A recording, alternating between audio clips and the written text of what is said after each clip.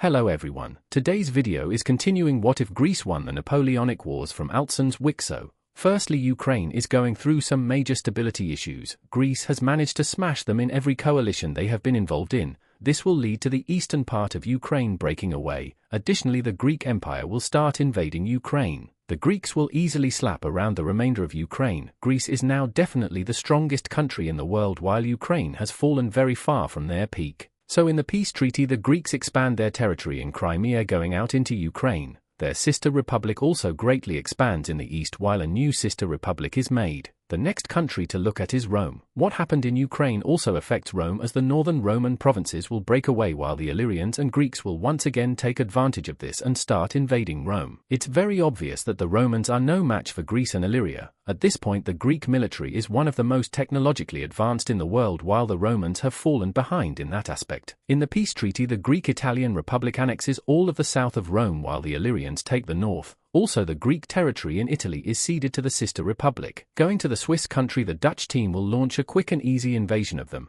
Their military has greatly improved since the revolution and they do very well in Switzerland. However, this will snowball into something bigger. This invasion of the Swiss country will lead to the Star Alliance declaring war on the Dutch Empire, bringing in the entire Triangle Alliance to fight with the Dutch. However, the 3-point Star Alliance will also join the war against the Triangle Alliance, hoping to end this expansion. The Polish country will quickly start to launch an invasion of the Dutch team, while the Danish country will decide to join the Star Alliance, hoping to free the people of the northern Dutch Empire that want to join them. With this, the Polish will advance further into the Dutch team, while the Danish country, with the help of Swedish troops, will also start an invasion. Going to Greece, the Green country and the Russian team will start invading two of Greece's sister republics, capturing 4 major cities in the initial invasion and catching the Greek Empire by surprise.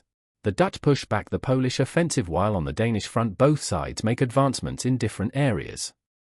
Now we see Egypt's alliance. Turkey, Carthage, Morocco, Galicia and the Pyrenees country will all join the war against the Triangle Alliance, making this officially the war of the Fourth Coalition. The Turkish, with the help of the Egyptian alliance, will start an invasion of Greece. However, they are not nearly as strong as they used to be, so the invasion doesn't go too good. Going to the eastern Med, the Greeks start invading Carthage quite easily, while Gibraltar gets severely invaded by Galicia and the Pyrenees country losing a majority of their territory. On the Ukrainian Balkan front, the Illyrians and Greeks start pushing into the Green country, which is almost fully pushed out of the Greek sister republic. However, the Russian country will push further into the Ukrainian sister republic. On the Turkish front, Andreas arrives and he quickly leads the Greeks to extreme victory on the front. Usually the coalition forces would study his tactics, however this time he decides to change up the way he fights battles to be more effective. On the Dutch front, the Polish get fully kicked out on the southern front. The Dutch start an invasion on the southern part of the front and they also push back the combined Danish and Swedish front. On the Iberian African front, the Galicians and the Pyrenees country will push into Gibraltar, and despite them being stronger than before, Gibraltar still surrenders. In Africa, the Greeks push further into Carthage and eventually force them to surrender. Going back to Eastern Europe, the Green country gets crushed by the Illyrians and Greeks, almost having their capital taken. On top of this, the Russians almost get pushed out of the Greek sister republic. Going to the Middle East, the Greeks will see extreme success against the coalition forces. The Turkish will be forced to fully surrender, while the Greeks will make great advances into this grey country. Additionally, the Greeks and Egyptians will have a long and hard battle on the Sinai Peninsula. However, after a very close fight, the Greeks will make a naval landing. All of the Sinai Peninsula gets fully captured by Greek forces, while the majority of the grey country is fully invaded. These Greek gains really highlight the tactical genius of this Greek general. In the Polish country, they start being invaded by the Illyrians, while the Dutch continue to make gains against them, fully kicking them out and pushing deeper. However, they are unable to make more gains against the Danish and Swedish. Going back to Africa, the Greeks manage to push into a small piece of Moroccan territory. However, with more coalition forces arriving from Iberia, the front becomes stalemated. Going back to Eastern Europe, the Green team is forced to surrender to the Illyrians and the Greeks. On top of this, the Russians are fully pushed out of the Greek sister republic. Going to Western Europe, the Dutch finally manage to kick out the Danish invaders and start an invasion of their own, while both the Dutch and Illyrians push much further into Poland. In Arabia, the Greeks manage to capitulate the grey Israeli country while starting to make an invasion of the light blue Arabian country.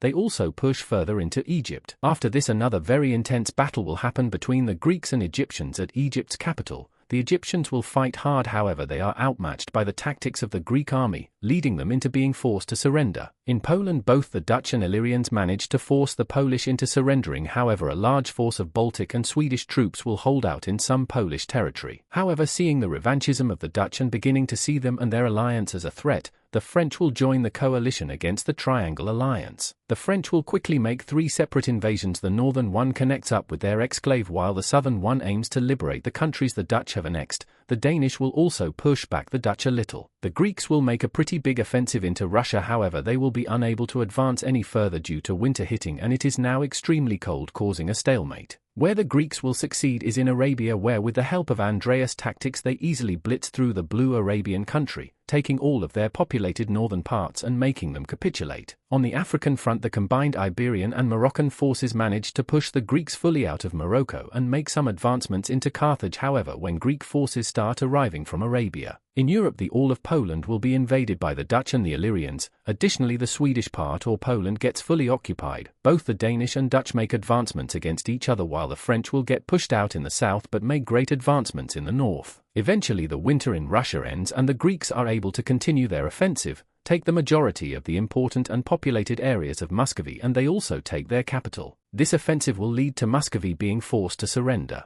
With Greek reinforcements arriving from the Arabian front the Greeks will be able to launch another offensive, however they don't get too far as there is a lot of Iberian forces helping the Moroccans. In Europe the Dutch push back the French after they pull a lot of their forces from the Danish front. However, obviously the Swedish and Dutch will manage to push back because of this. After a bit longer of fighting both sides will look at the lives they've lost and they agree to come to a negotiation for peace. So firstly in the Middle East the Turkish country gets fully divided by Greece and their sister republic. The Transjordan country gets land taken out of by Greece and the remainder is turned into a sister republic, Egypt, and the light blue Arabian country don't lose that much land to Greece but still a bit. In Eastern Europe the green Balkan country gets land taken by Illyria and the Greek sister republic. Since Russia surrendered earlier then they could have, Greece decides to not take that much land and only gives a bit of land to their sister republic. Now looking at Poland and Denmark they get a lot of land taken away by the Dutch. The Dutch annex a lot of Poland's western land while taking a lot of the southern Danish land. Now on the French-Dutch front the French will annex a pretty good portion of land, meeting up with their exclave and weakening the Dutch in a way. Now we look in Iberia where both Galicia and the Pyrenees country take a huge chunk out of Gibraltar. Gibraltar's government is changed to that of before they also had a revolution and are also forced to remain neutral in any future conflicts between Greece and any potential coalition that forms. And now lastly we look at Carthage/North Africa where the Greeks and their African sister republic take a lot of their land and basically making Carthage very crippled and unable to exist as an independent nation. This will then lead to Morocco annexing Carthage before Greece can get their hands on them. So this our new map of Europe after the War of the Fourth Coalition. Greece continues to expand as the formed coalitions have repetitively failed at containing the expansionist nation. A couple of years after the war both the Dutch country and the Illyrians will launch an invasion of the dark green Italian country and the brown Central European country. They obviously do very well due to their overwhelming technology and firepower. In the peace treaty both of the invaded countries will get fully divided by the Dutch and Illyrians.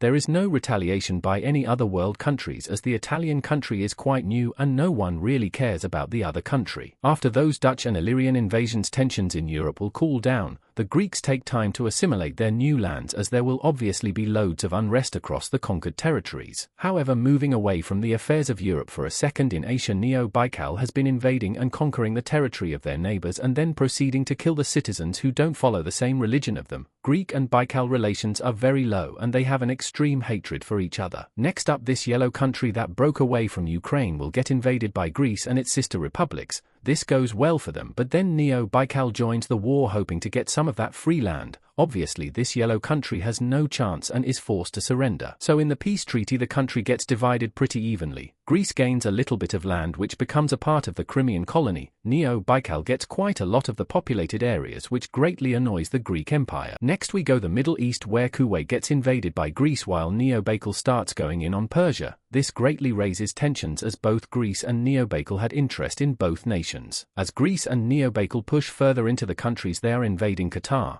or according to Swiss Bahrain, joins the war against Kuwait and Persia to try and save the people from the two rapidly expanding empires. Qatar captures the capital of both Persia and Kuwait while Greece practically takes out the rest of Kuwait. Neo Baikal continues to make great advancements against Persia, easily pushing against their weak armies. Neo-Baikal takes a large majority of the Persian land while Greece and Qatar finishes off the rest of Kuwait. In the peace treaty, the Greeks create a new sister republic in the Kuwait territory they take. Qatar take a lot of the coastal regions of both Kuwait and Persia while they set up a puppet state in the rest of their taken land. Then finally Neo-Baikal annexes the rest of Persia. Over some time the green country and the dark green Russian sort of nation gets invaded by Greece's empire and get annexed by the Greek sister republics. Now we turn to this Caucasian country where Neo-Baikal begins an invasion of it. They hope to gain full superiority of the Caspian Sea and limit Greece's expansion in any way possible. Quickly the Greeks, seeing how this could make Neo-Baikal a lot stronger, will join the war and begin an invasion of the Caucasian country. Truly a sad day. Quickly Greece and Baikal make very good gains against the already weak Caucasian country. They stand no chance against the overwhelming forces of both Neo-Baikal and the Greek Empire. The Greeks and Baikal will easily be able to finish off the Caucasian country. However, the Greeks do manage to reach the Caspian Sea, denying Neo-Baikal full control, which leads to a great raising of tensions. In the peace treaty, the Geek-Turkish sister republic takes a lot of land going straight to the Caspian Sea in order to cut off Neo-Baikal from having nice things. Additionally, Neo-Baikal annexes the rest of the territory. Next we go to North Africa, where the Greeks will launch a quick and easy invasion of the Libyan country.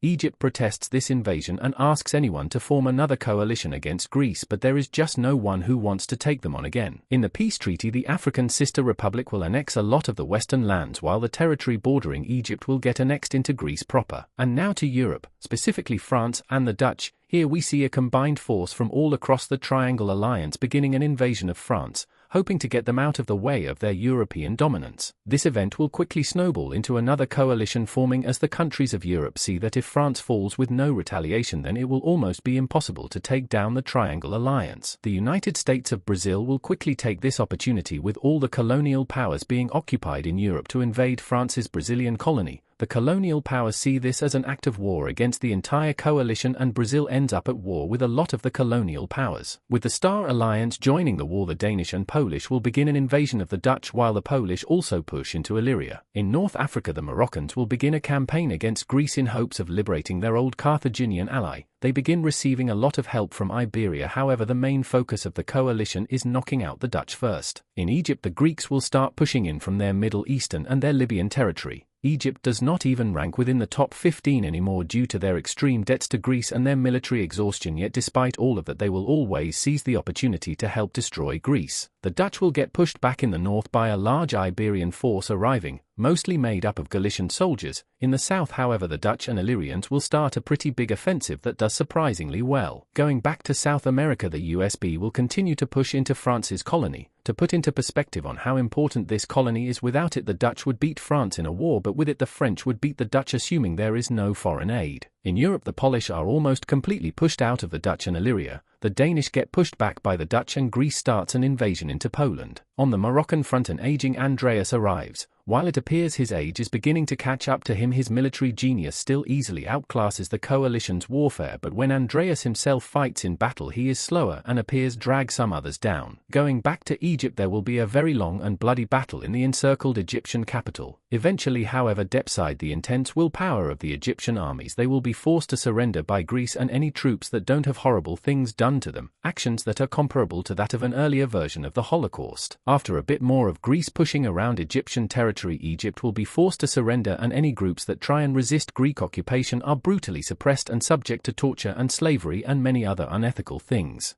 In the Middle East, it is found that a lot of Egyptian troops fled to this light blue Arabian country that used to be in the Diamond Alliance. Greece will respond to this by launching a brutal invasion of the country. Now we go back to Europe. Firstly, the Dutch will push back the French and Iberian forces in both the south and north with triangle troops. They manage to take Denmark's capital, and they continue to push up the peninsula. In Poland, they get fully pushed out of Illyria and the Dutch and start getting slapped around by the Triangle Alliance. On the Russian front, it had been a complete deadlock due to the amount of fronts Greece is fighting on. However, after Egypt surrenders, the Greeks will be able to push into Russia with the extra troops. In South America, the USB manages to fully push the French out of their continent. However, now Galicia will take action against this and declare war on Brazil. Looking at North America for a second, it's obvious the Pyrenees country and Galicia is pretty occupied with Europe and the USB. If another colonizing nation wanted to, they could become a huge colonial power. Two nations will see this and take the opportunity, England and Indonesia. Quickly the English will start invading Carolina in the Pyrenean colony while Indonesia begins an invasion of Galicia, Mexico.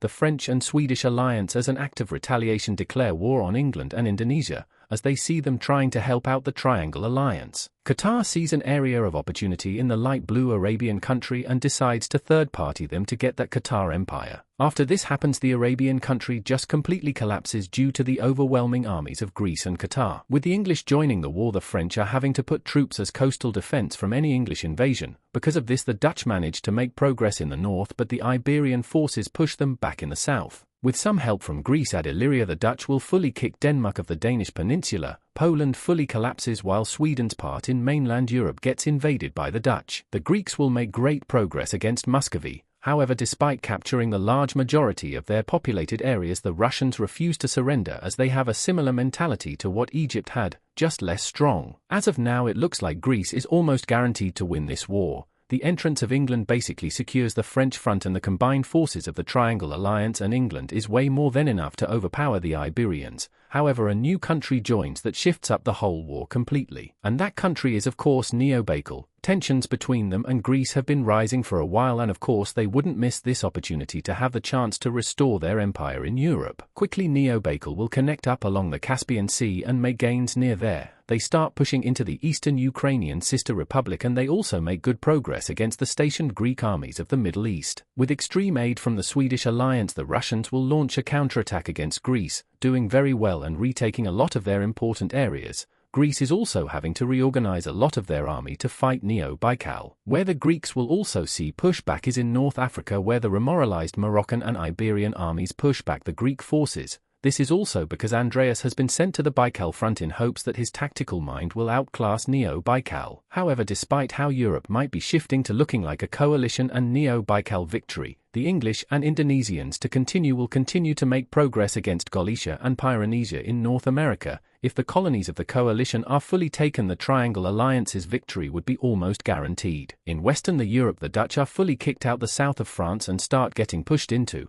However, in the north it is completely different, as the Dutch continue to see amazing advancements with the help of English troops. Additionally, England does make a landing in Brittany. In the Middle East, Neo-Baikal will continue to make great advancements as they fully invade one of Greece's sister republics, in Ukraine, and the southern Russia area. They will continue to push deeper into Greece, but in the Caucasian region the Greeks with Andreas will launch a counter-offensive, nearly reconnecting with the Caspian Sea. In North Africa, the Moroccans will continue to push into old Carthaginian land, however they are stopped as now the Greeks set up a defensive line. In Russia, the front will continue to be a back and forth as both armies are pretty equal, with the Russians gaining a lot of help from the Star Alliance and Greece having to fight on multiple fronts. On the French front, the English and Dutch will make great progress. After a lot of fighting, they will be able to fully take down France and force them into surrendering. They only need to face the Iberian armies. On the Neo-Baikal front, their advancements in Arabia will start to slow down. They do push a bit further into the Ukrainian areas. However, in the central area of the front, Greece starts making good advancements. To Neo-Baikal surprise, Qatar will join the war against them in order to prevent them from having full dominance over Arabia and restoring their empire. In North America, the colonial forces of the coalition will continue to get pushed back by the English and the Indonesians.